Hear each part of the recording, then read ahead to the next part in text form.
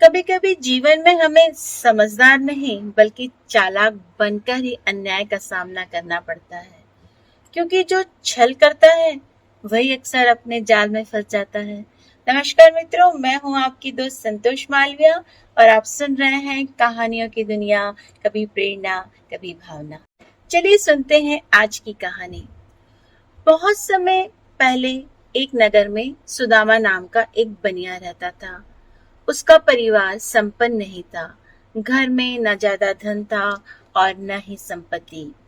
हाँ, एक मन भर भारी लोहे की तराजू जरूर थी, जिसे वो बहुत संभाल कर रखता था। एक दिन सुदामा ने निश्चय किया कि वह प्रदेश जाकर धन कमाएगा।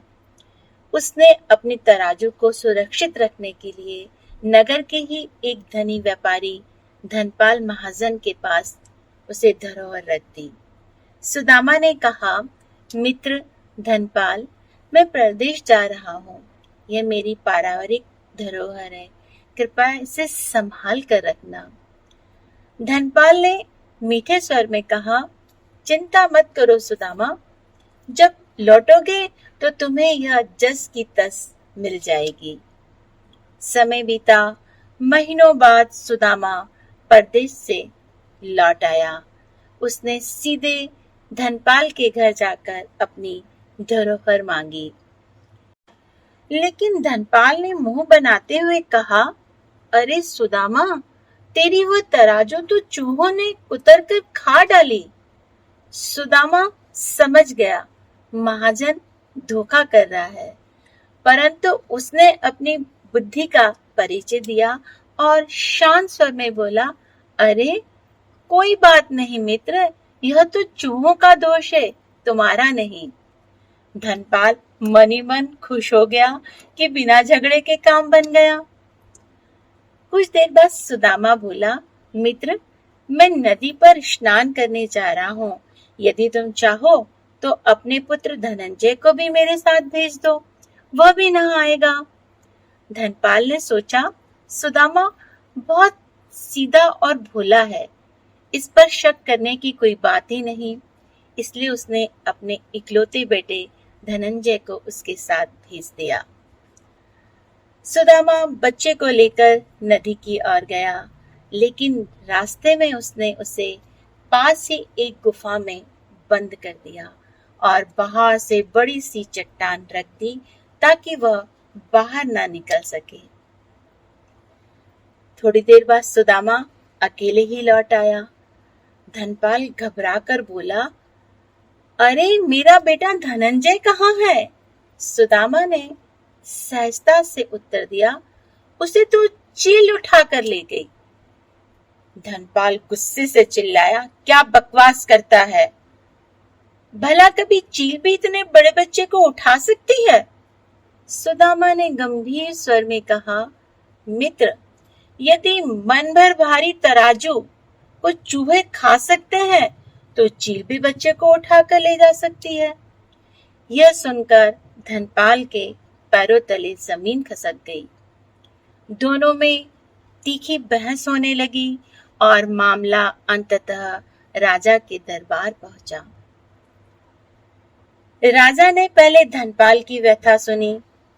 महाराज, इस बनिए ने मेरे बेटे को चुरा लिया है। राजा ने सुदामा से पूछा, क्या यह सच है?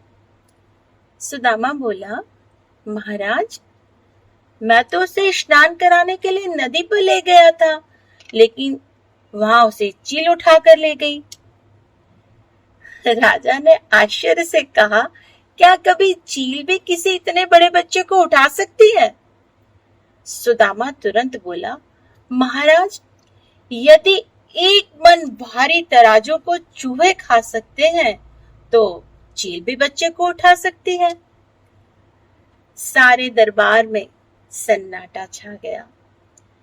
राजा ने गहरी दृष्टि से दोनों को देखा और कहा, सच्चाई क्या है ये स्पष्ट हो चुका है।